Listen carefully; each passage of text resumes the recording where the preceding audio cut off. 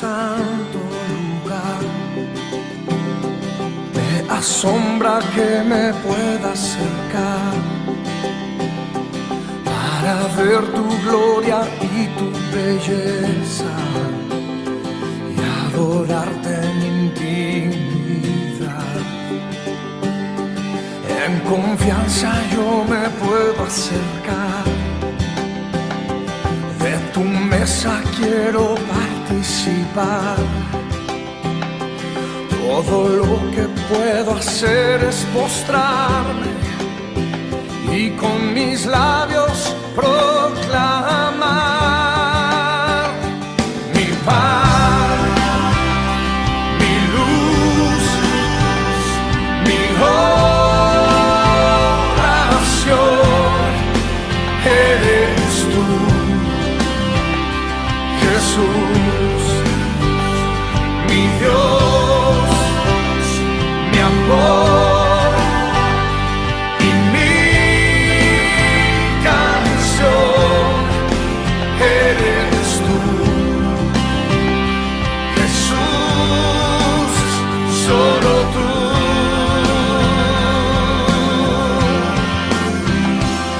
Al entrar a tu santo lugar, me da sombra que me pueda acercar para ver tu gloria y tu belleza y adorarte en intimidad. En confianza yo me puedo acercar, de tu mesa quiero participar. Todo lo que puedo hacer es postrarme y con mis labios proclamar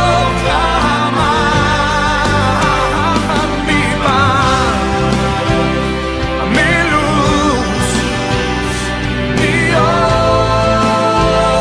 oración. Eres tú,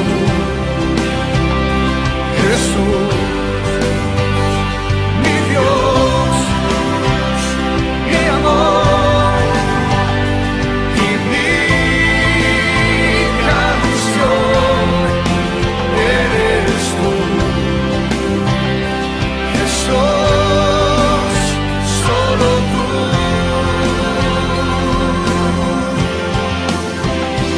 Me cuidas, me abrazas, me cantas, me amas, me cuidas, me abrazas, me cantas,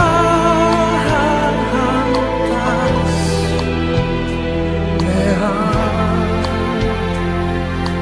Díselo conmigo al Señor. Me cuidas, me abrazas, me cantas, me amas. Tú eres mi pan, mi adoración. Siempre serás tu Señor, siempre lo serás. Fuerte conmigo, mi pan, mi luz, mi oración. Eres tú, Jesús, mi Dios, mi amor y mi canción. Eres tú,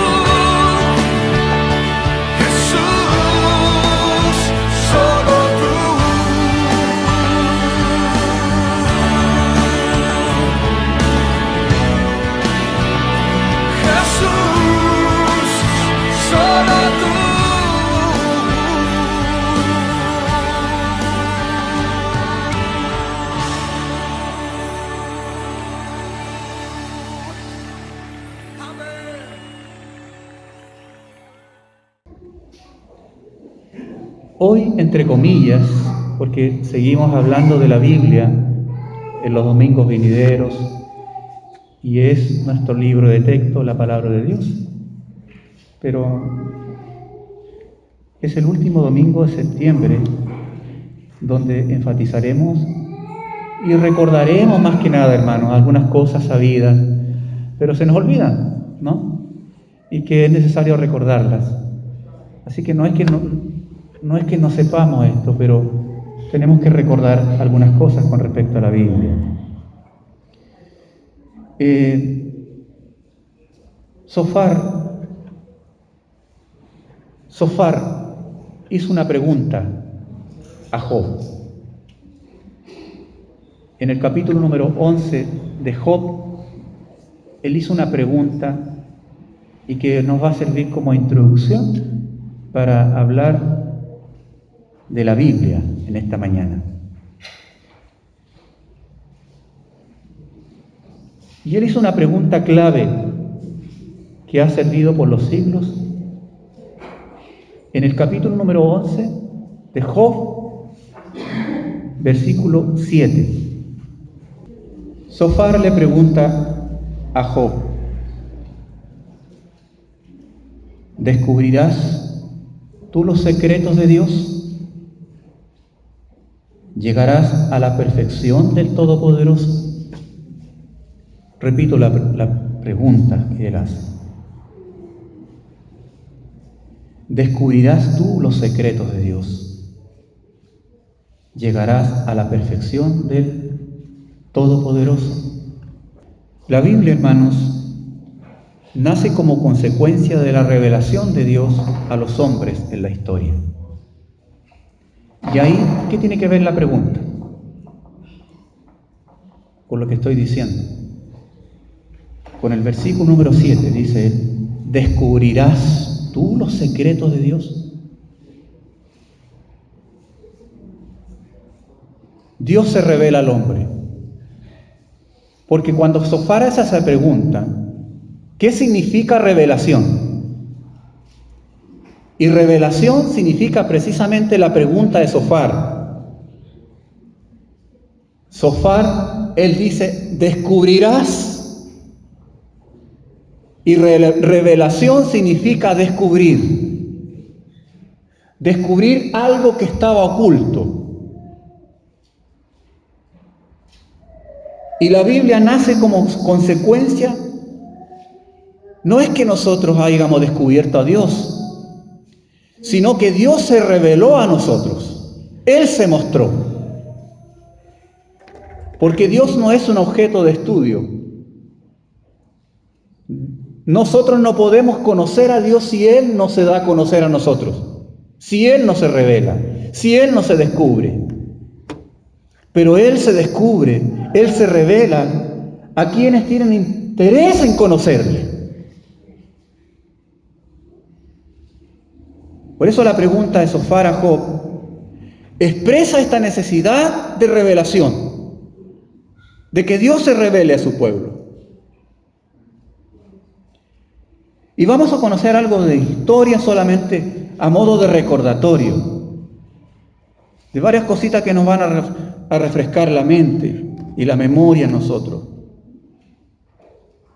Como por ejemplo, que el canon del Antiguo Testamento se estableció definitivamente a fines del siglo I. El Antiguo Testamento.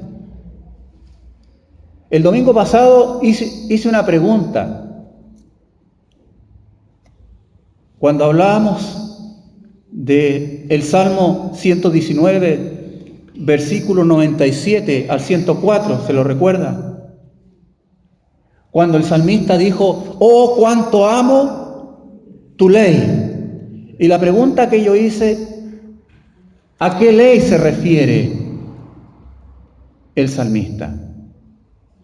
¿A la ley del Nuevo Testamento? ¿A la ley del Antiguo Testamento? ¿A la ley? ¿A qué se refiere? ¿Cuánto amo tu ley? ¿A la Biblia con sus 66 libros? Por eso decíamos, y mi hermano me acuerdo todavía que varios dijeron los libros favoritos.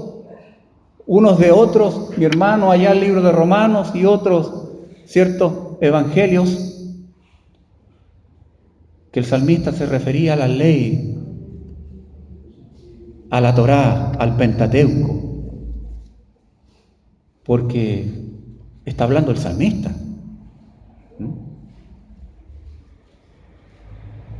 Y este tema de fechas no es definitivo.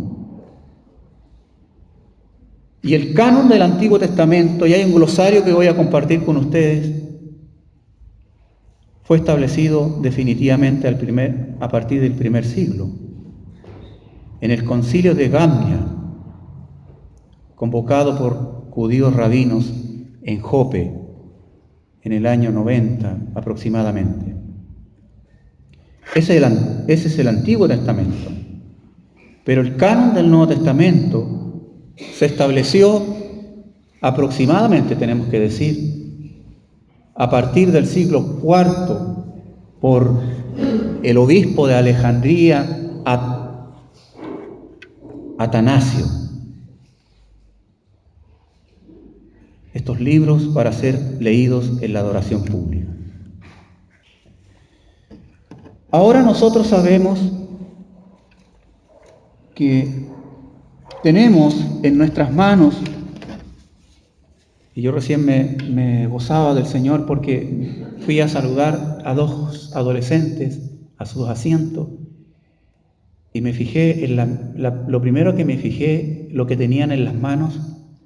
¿Ustedes qué dirán? ¿El celular? No fue eso mi gozo. Uno de ellos traía una Biblia negra y el otro tenía otra Biblia, pero los dos tenían la Biblia en la mano. Y eso parece raro ahora, ¿no?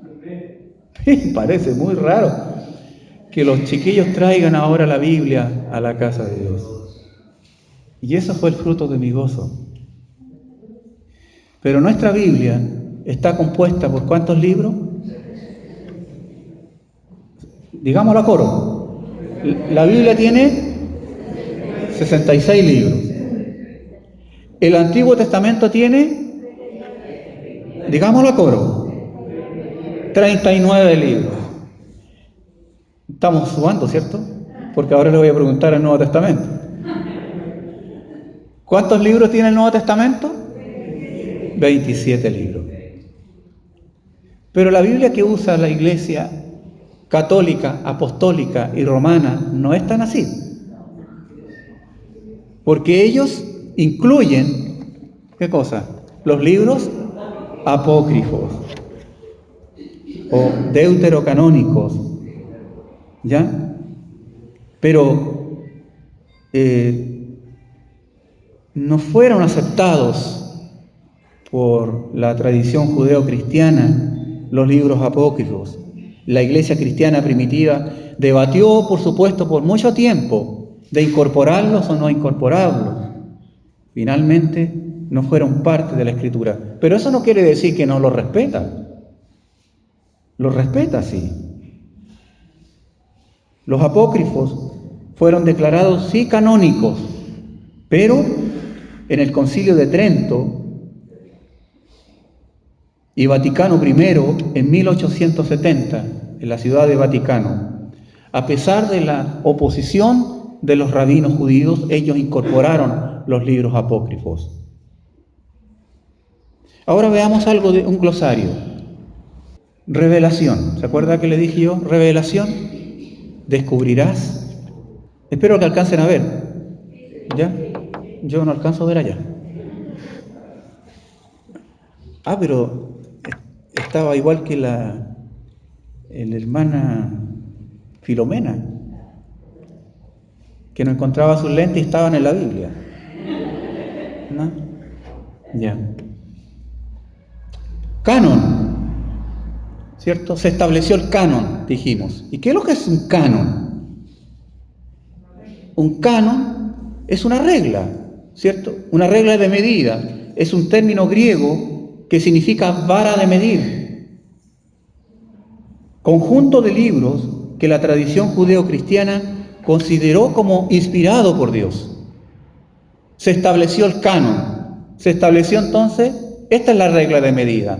porque circulaban muchos libros, no eran solamente 39 libros, muchos libros.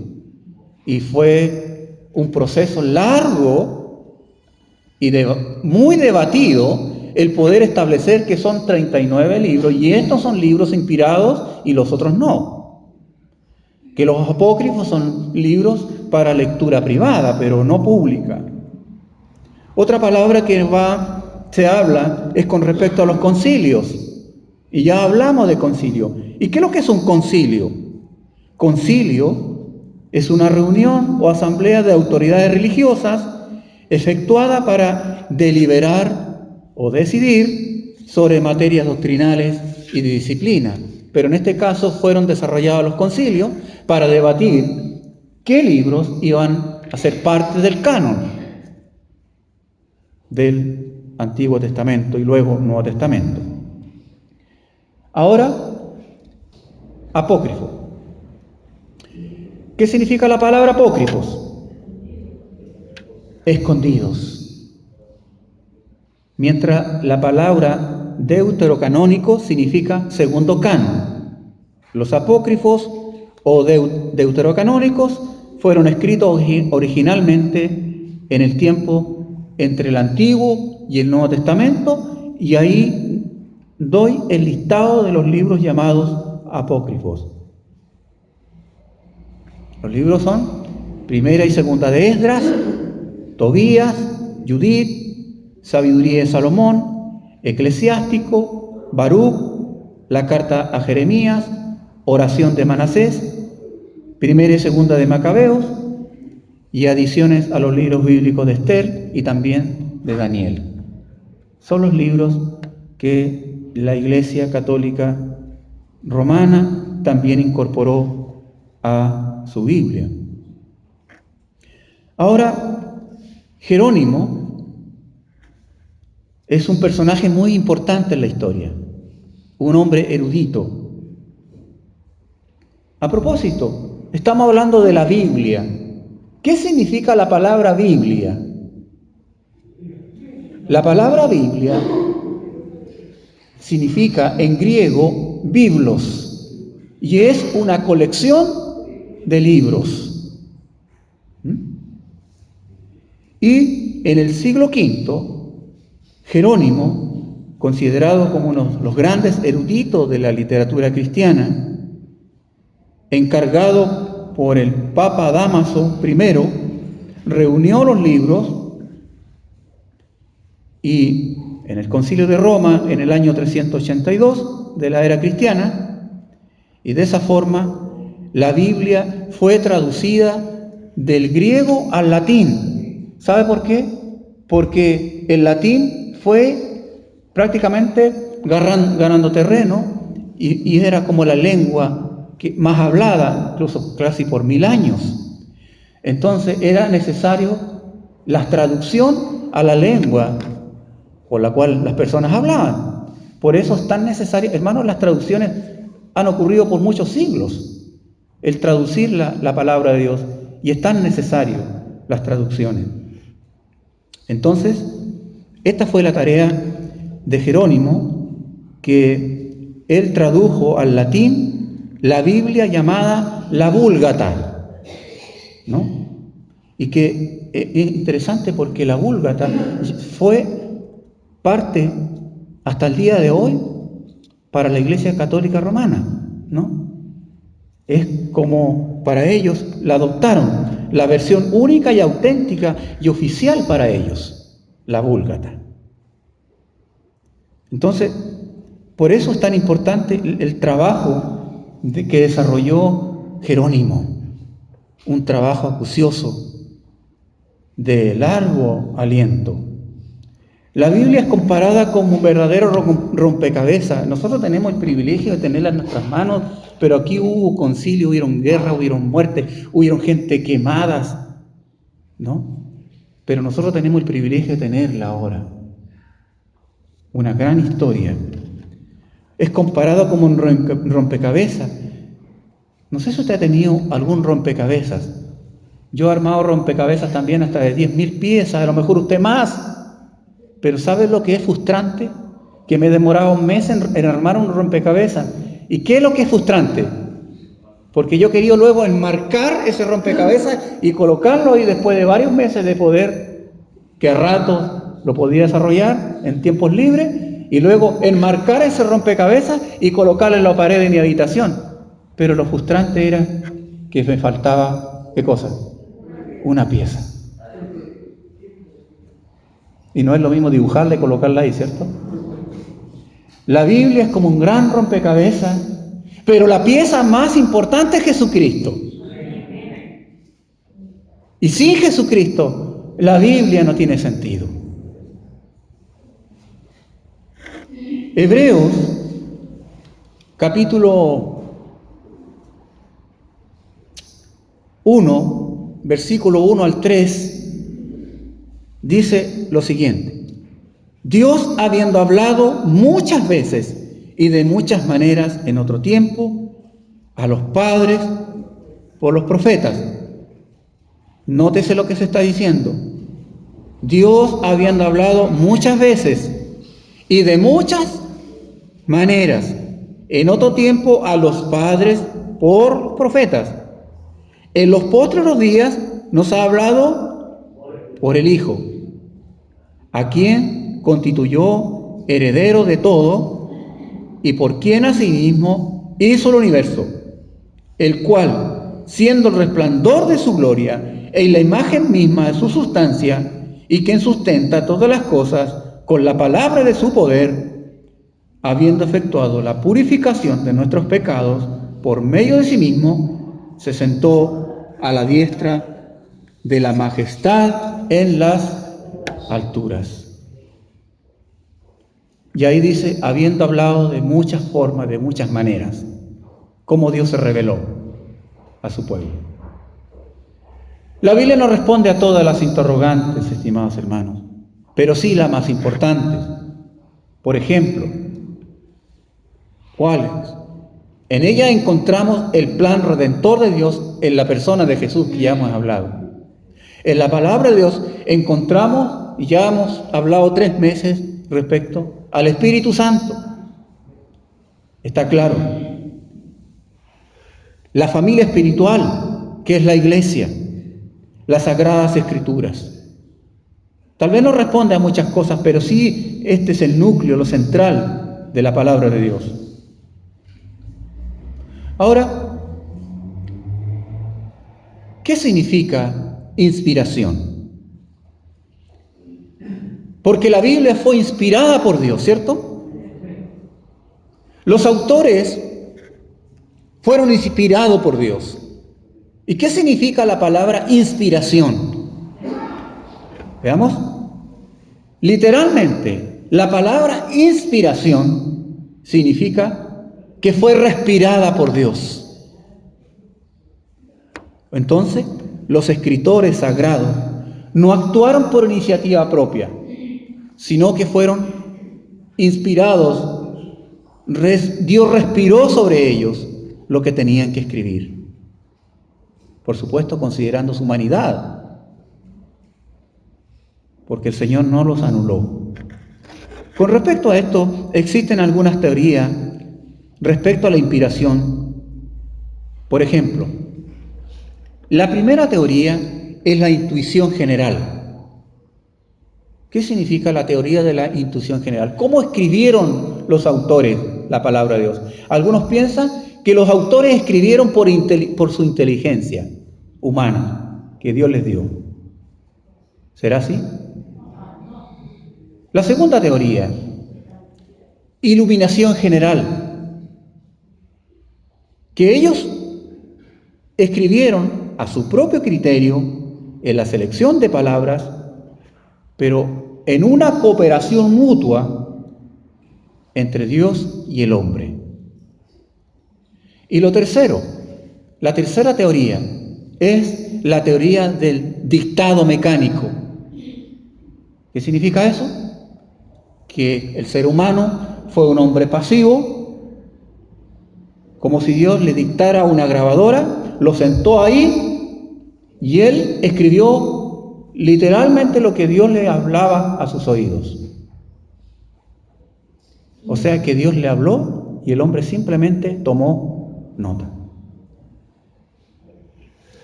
Pero usted puede ver que la Biblia está rodeada de humanidad. La Biblia no esconde los errores humanos y escandalosos, ¿o no? Yo admiro a David, no sé usted, pero vemos también, y está escrito, lo que David hizo, ¿cierto? Está ahí en la palabra de Dios. A nosotros, ¿sabe que en Estados Unidos, en la ciudad de Florida, se acordó eliminar todos los libros que contienen violencia, los que hablan de crímenes y de sexualidad, etcétera? Pero todo esto hay algo escondido, porque en la biblioteca de los colegios empezaron a eliminar la Biblia. ¿Por qué? La Biblia no oculta los crímenes. De hecho, tenemos en el Génesis el primer asesinato, ¿o no? Entonces lo catalogaron a la Biblia como un libro de violencia para los niños. Y empezaron a sacar los libros de las bibliotecas. Pero aquí hay algo escondido, nosotros lo sabemos. Pero no duró mucho, porque hubo unas protestas al respecto y se devolvieron la Biblia, afortunadamente hasta ahora. Pero para allá vamos. Y nosotros no debemos sorprendernos. La Biblia está rodeada de humanidad y de un tremendo ropaje cultural, formas de pensamiento, culturas, épocas, vocabulario, formas literarias, emociones, circunstancias, experiencias. Por ejemplo, como nosotros hace un rato, nuestro hermano nos llevó la lectura del libro Los Salmos, ¿cierto? ¿Cuánta humanidad hay? Porque Dios no pasó por alto las libertades individuales de los hombres que Él utilizó para escribir la palabra de Dios. No los anuló. Y la revelación de Dios tuvo un lugar extenso de un periodo de 1600 años, hermano. ¿Cómo es posible que 1600 años y la revelación de Dios se mantuvo durante todo ese periodo de tiempo? ¿Y cómo podemos nosotros saber que es la misma palabra hasta nuestros tiempos? ¿Cuántos quisieron destruir la palabra de Dios? ¿Cuántos libros fueron quemados en las plazas públicas? Destruidos. Sin embargo, se conservó la palabra. Hay personas que aceptan que las escrituras fueron inspiradas por Dios, pero solo sus escritos originales y no los manuscritos, versiones o traducciones. Pero hermanos, ¿acaso hay algún escrito original? No lo hay. Porque lo que tenemos es copias sobre copias, versión tras versión. Qué importante el trabajo de los traductores. Por ejemplo, tenemos a este hombre, Guillermo Carey, quien vivió en los años 1761 y 1834. Este hombre, ya hemos hablado en otra oportunidad, que fue llamado el padre de las misiones modernas. ¿Se acuerdan? Que estuvo evangelizando durante 40 años, fundando escuelas, traduciendo la Biblia en diferentes lenguas. Es uno de los grandes hombres dado al evangelismo y las misiones en la modernidad. Desarrolló un plan de misiones y animó a integrarse a este trabajo. Antes de salir de Inglaterra, fue un pastor bautista y dedicó mucho tiempo a la lectura y a los idiomas. Fíjese que tenía una mente prodigiosa. A los 21 años de edad, él dominaba el latín, el griego, el hebreo, el italiano, y a esa edad ya estaba por dominar también el danés y el francés. Logró imprimir el Nuevo Testamento al bengalí. Y con el Nuevo Testamento, el siguiente paso sería enseñarle a la gente a leerlo. Y en poco tiempo, el equipo misionero había logrado establecer una escuela en bengalí, en el idioma original del pueblo. Guillermo Carey, uno de los grandes traductores. Otro traductor de la Biblia es William Tyndale. Este traductor, que vivió en el año 1494-1536, dio toda su vida por traducir la Biblia al idioma de la gente en su tiempo. Fue llevado ante el tribunal acusado de mantener, mire, ¿por qué fue llevado al tribunal? Fue llevado al tribunal acusado de mantener las siguientes creencias. ¿Qué creencias? Solo la fe justifica, y creer que el perdón de los pecados y la misericordia ofrecida en el Evangelio eran suficientes para la salvación. O sea que deberíamos ser todos llevados al tribunal, porque es lo que creemos ahora nosotros. Y en agosto de 1536, Tyndale fue condenado por hereje y degradado en su grado religioso.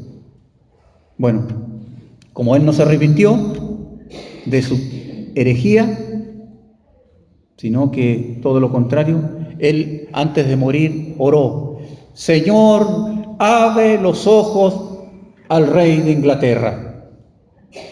Su última oración que él hizo: abre los ojos al rey de Inglaterra. 2 años después de su muerte, el rey Henry VIII autorizó la distribución de la Biblia de Mateo, y gran parte del trabajo de Tyndale fue distribuido. Bueno, y ahí se abrieron las impresiones de la palabra. Los traductores, no ha sido fácil traducir la Biblia. De hecho, en el año 2016, 4 traductores de la Biblia de Wycliffe en el Medio Oriente fueron asesinados a balazo por extremistas islámicos. Estamos hablando del año 2016 y todavía hay persecución religiosa y por la palabra de Dios. Pero no podemos dejar de hablar de la palabra de Dios sin dejar de hablar de uno de los grandes descubrimientos que usted ya sabe cuál es. Uno de los grandes descubrimientos en la historia ¿cuál descubrimiento? El descubrimiento de los rollos del Mar Muerto en el año 1947. Mire, fresquito. Estos rollos datan de casi 2000 años. Uno de los documentos más conservados que jamás se había encontrado, que datan del siglo III. A ver, ¿cómo se descubrió los rollos del Mar Muerto? Cuenta la historia, ¿cierto? De que un beduino, un pastor, estaba pastoreando su ganado, ¿cierto? Y fue un tema de casualidad, no es que fue un arqueólogo. Él estaba pastoreado y parece que se le perdió, no sé, me imagino una cabra, porque una oveja no va a subir a esas cuevas. Pero se le perdió un animal y él tiró una piedra y sintió que algo se quebró en una de las cuevas. Y resulta que en esas cuevas se hizo uno de los grandes descubrimientos, porque habían vasijas que contenían las Escrituras. No sé quién los guardarían, los esenios, no tengo idea. Pero estaban dispuestos a dar la vida por eso.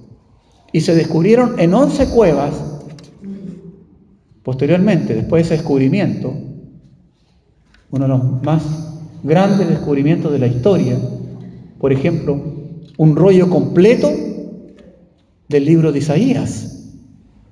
Estamos hablando del año 1947. ¿Y por qué es tan importante ese descubrimiento? Claro que sí, porque se encontraron fragmentos y copias completas de todos los libros del Antiguo Testamento, excepto Esther. Habían sido colocadas en estas cuevas alrededor de la mitad del primer siglo. Y es un hecho asombroso, porque habían permanecido en esa cueva en forma inalterable por 1900 años. 1947. 1900 años en forma inalterable. ¿Y por qué son tan importantes? La razón es que antes de este descubrimiento, los manuscritos más antiguos que se tenían databan del siglo IX. Y ahora se encontraron, o sea, estamos hablando del año 1947. Los manuscritos más antiguos que se tenían eran del año IX. Y los rollos del Mar Muerto databan del año III. Se comparó los escritos del año 1947, que se tenían del año IX, con los escritos del año III, hermano. ¿Y sabe cuál fue la sorpresa para todos y para la gloria de Dios? Porque los rollos del Mar Muerto, comparado con los que se tenían en ese tiempo, había un 98% de exactitud. 98% de exactitud. En 1900 años. Por eso nosotros podemos decir que la palabra de Dios, que la Biblia no solamente contiene la palabra de Dios, sino que la Biblia es la palabra de Dios. Por eso es importante la arqueología. Por eso yo me encontraba por ahí con gente cuando le voy a hablar de la... No me hable de la Biblia, porque eso lo escribieron los hombres. Así pasó. Una señora me corrió. Me hizo entrar, le contaba a los hermanos, hace un tiempo atrás, cuando me invitaron a un aniversario y le hablaba de esto, una señora me hizo pasar muy contenta, con los brazos abiertos y todo el tema. Cuando yo le dije, yo vengo a hablar de la Biblia. Digo, no me hable de eso, son los libros escritos de los hombres, y me corrió de la casa. Pero podemos ver esto, hermano, el celo para poder conservar la palabra de Dios. Nosotros debemos dar gracias al Señor por los masoretas. Porque, hermano, mire, dentro de los rollos del Mar Muerto se encontraron algunos papiros que le faltaba un pedazo, pero era tanto el celo que los masoretas no se atrevían a escribir lo que faltaba. Al ladito escribían, probablemente la palabra que falta sea esta. Pero ellos no se atrevían a agregarle, porque no debemos agregarle ni quitarle una tilde a la palabra de Dios. Por eso nosotros debemos dar gracias por el trabajo masorético, ¿no? De aquellos que se encargaron también de, al lado con respeto y no agregar a su antojo a la palabra escrita y poder conservarla tal como está. Y así como estos pergaminos que fueron cuidadosamente desarrollados y traducidos, los estudiosos bíblicos y cristianos en todas partes se estaban preguntando, porque, hermano, traducir los rollos del Mar Muerto no fue una cosa de una semana. Traducir algunos rollos se demoraron hasta 50 años. Mientras tanto, los demás estaban esperando. Y esos descubrimientos, la Biblia que tenemos ¿será lo que corresponde o no corresponde? Estaban esperando la traducción de esos pergaminos. Y cuando se hizo la traducción, vieron que era la palabra de Dios. Una certeza extraordinaria. Fíjese que hubo un hombre, un filósofo, Voltaire. Él dijo lo siguiente. Este filósofo que vivió en el año aproximadamente 1694.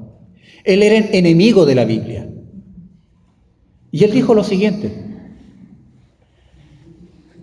en 100 años después de mi muerte, la Biblia habrá sido eliminada de la existencia. Eso dijo Voltaire, que era enemigo de la Biblia en el año 1778, que hasta donde falleció, 1778, él dijo: en 100 años después de mi muerte, la Biblia habrá sido eliminada de la existencia. ¿Y qué cuenta la historia? Después él murió, después de su muerte, él tenía en su casa una imprenta. Después de su muerte, la casa donde él vivía fue comprada, ¿sabe por quién? Por la Sociedad Bíblica de Ginebra. Y actualmente es una de las imprentas más grandes de Europa. ¿Dónde? La casa de Voltaire. ¿Y qué máquinas se ocuparon de impresión en el tiempo? Las de él. ¿Se da cuenta cómo es las cosas? Una de las Biblias una de las traducciones más amadas por el pueblo evangélico y cuesta sacarla, ¿cuál es? La Reina Valera. Amamos la Reina Valera, ¿cierto? Nosotros queremos que... Recuerden. Sí, todos hemos aprendido y nos cuesta. La Reina Valera 60 y hay otras traducciones más. Bueno, porque no es que una señora reina se llamara Valera, ¿cierto? No era así. Reina Valera. Sacerdotes católicos, Cipriano de Valera, el que la revisó, y Casiodoro de Reina, el traductor. Reina Valera. Cuando Casiodoro de Reina tradujo la Biblia, utilizó copias de los idiomas originales, entre comillas, ¿cierto? Hebreos, arameo y griego, que se conocían en esa época. Y se tradujo la Biblia llamada la Biblia del oso. ¿Y por qué? ¿Por qué se llamaba la Biblia del oso? Porque en la portada, en la tapa, tenía la imagen de ¿qué cosa? De un oso comiendo miel. No sé, hace un rato leyó nuestro hermano, ¿cierto? La ley de Jehová es perfecta. Y hablaba también de que es más sabrosa que la miel, ¿cierto? ¿Por qué nosotros ahora la Biblia llevan algunas cruces, algunas imágenes religiosas, pero en ese tiempo no se podían colocar imágenes religiosas, ¿no? Pero sí los que entendían la lectura de la Biblia podían entender la Biblia del oso. Y en el año 1602, el monje Cipriano de Valera culminó la primera revisión completa de esta traducción y así nació la conocida Reina Valera. La revisión de 1960, realizada por la Sociedad Bíblica Unida, estuvo a cargo de un comité constituido por líderes de la Iglesia Evangélica de América Latina, con la ayuda de 80 consultores para el Nuevo Testamento y más de 60 para el Antiguo Testamento. Ellos emprendieron esta tarea. Y después de esta, Reina Valera ha tenido varias revisiones y nuevas revisiones. Por ejemplo, la Reina Valera antigua, la versión 1569, revisión 1862, revisión 1909, la que a nosotros nos agrada, la número 4, la 1960, la revisión 1995, que gracias al Señor nosotros tenemos algunos profesores de nuestro seminario, por ejemplo, el profesor Óscar Pereira, que fue traductor también de la Biblia, rector de nuestro seminario bautista, en la revisión 1995. La Reina Valera actualizada, que fue actualizada varias veces, 3 oportunidades, la última en 2015, y no sé, el año pasado regalamos varias Biblias, especialmente a nuestros hermanos que recibimos como miembros, la Biblia, la revisión contemporánea. Y es una Biblia la más actual prácticamente de la Reina Valera. Hemos hablado de versión. ¿Qué significa la palabra versión? Viene del verbo verter. ¿Y qué es verter? Traducir de un idioma a otro, como si estamos vertiendo el contenido a otro idioma. Nosotros hablamos la palabra versión. La Biblia en diferentes formatos. Hermanos, la Biblia nunca ha estado tan al alcance del pueblo como en este tiempo.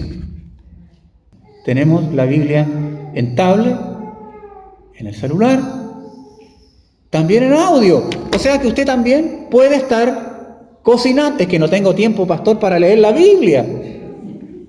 Pero puede escucharla mientras cocina, pelar papas, hacer aseo, escuchar la Biblia. Y algunos entienden más oyendo que leyendo. Puede ir viajando, conduciendo, haciendo aseo, trabajando, en audio, qué sé yo, escuchando la lectura de la palabra de Dios.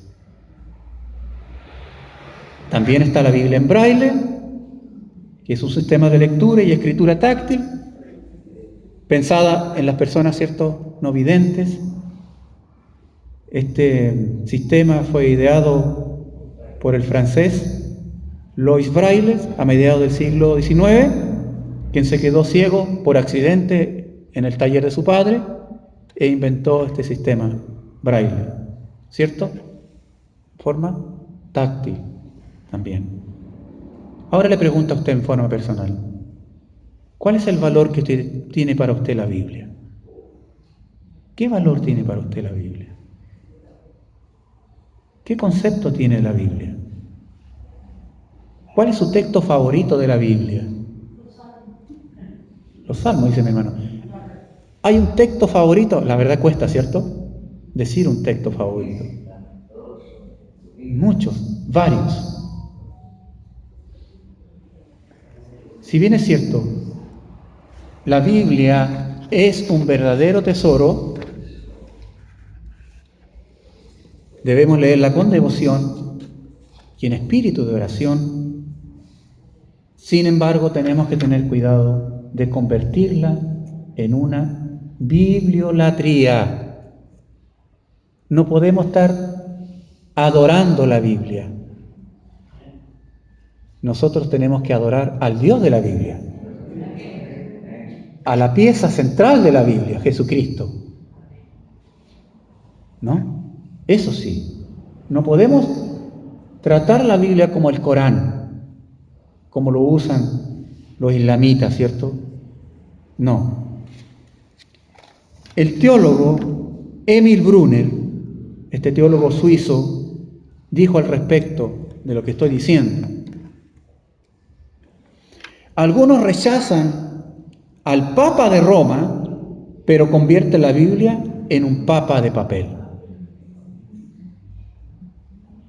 Cuidado con eso. Alguien dijo: la Biblia no nos guía a que ella sea el objeto de nuestra fe, sino que es un letrero que encontramos en medio de una carretera que nos señala el camino para llegar a nuestro destino. El letrero no es el puerto final del viaje. Lo importante del mensaje de la Biblia es, como dijo el apóstol Pablo a los Corintios, 2 Corintios capítulo 5, versículo 19.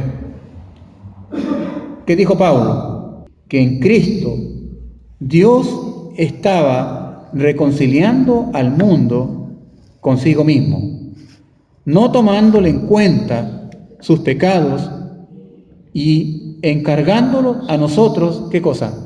El mensaje de la reconciliación. El mensaje de la reconciliación. La palabra de Dios. estimados hermanos. Al finalizar este recordatorio, porque yo tengo que pedirle perdón también a ustedes, porque no hablamos de la Septuaginta. Y teníamos que haber hablado de la Septuaginta, ¿no? Que es la primera traducción que se hizo por 72 rabinos judíos. La primera traducción del Antiguo Testamento. Pero es para largo. LXX, averigüe usted y estudie la Septuaginta, porque es muy importante en la historia cristiana.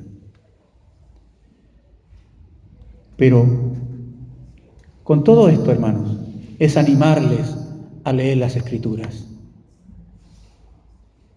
a escucharla, si no puede leerla.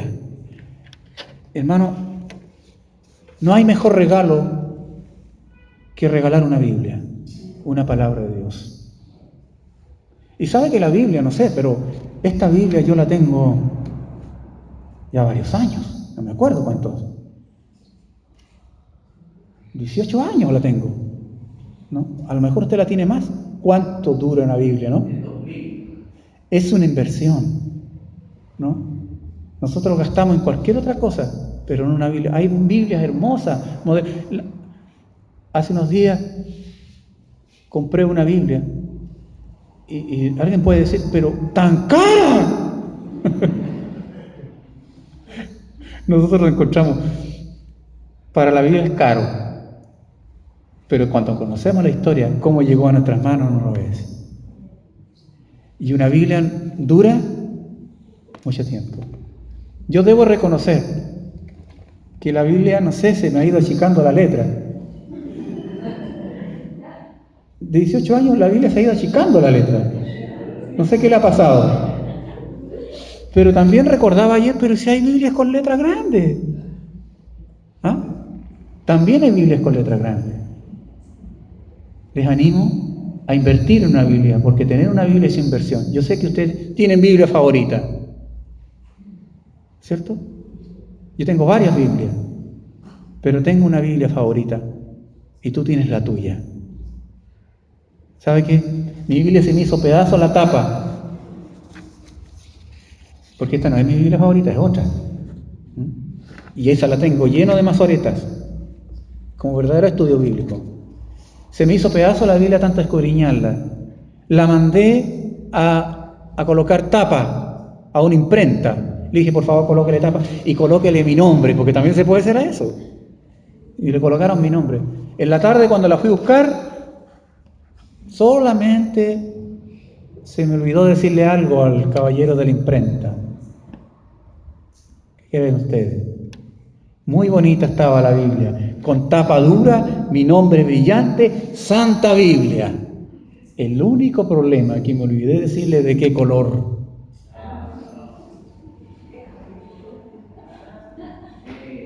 Así que me colocaron una Biblia tapa verde.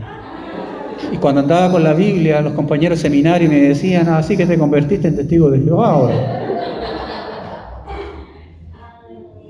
Andas con la nueva traducción del Nuevo Mundo. Algunos hermanos dudaron de buscarme como pastor de la iglesia cuando me vieron con la Biblia, ¿no? Pero hermanos, les animo a leer la palabra del Señor. La idea de ver un poco de historia. No soy historiador. Todo esto también he tenido que investigarlo para compartirlo con ustedes. Yo sé que hay algunos de ustedes saben más que yo respecto a esto, de los que están aquí. Pero mi intención es poder animarle a escudriñar la Escritura. ¿Amén? Si usted tiene su Biblia, el que la trajo, por supuesto, y el que lo tiene en el celular, ahí téngalo abierto en el celular. A ver, hagamos el siguiente ejercicio. Los que puedan ponerse de pie, pónganse de pie. Y tomamos la Biblia en nuestras manos. Y yo sé que esa Biblia que tú tienes en tus manos, o que tú tienes, ¿cuántas veces te ha levantado? ¿Cuánto Dios ha usado esa palabra para animarte, consolarte, exhortarte, enseñarte a ser una mejor persona, un mejor cristiano, ¿cierto? Demos gracias al Señor por esa palabra. Y quiero pedirle a mi hermano Eduardo que pase acá, por favor. Y él nos va a dirigir en esta oración. Pase aquí, hermano Eduardo. Alabado y adorado Padre, te damos las gracias porque tu espada nos has mostrado. Porque la Biblia es eso, es la espada del cristiano. El arma, pero esta arma no corta. Esta arma cambia corazones. Gracias, Señor, por iluminarnos acerca de este instrumento, que como nuestro pastor nos contó, es un instrumento en las manos tuyas.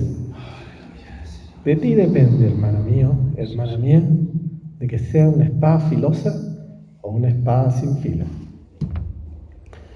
Como buen guerrero de Dios, debemos instruirnos en estas páginas para que nuestra espada corte a los que nosotros vamos a llevar el mensaje que en estas páginas se encuentra.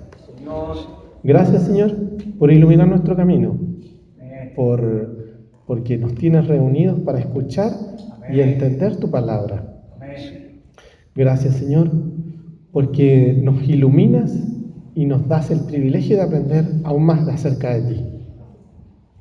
Y porque, como nuestro pastor lo recordaba, tu palabra permanece.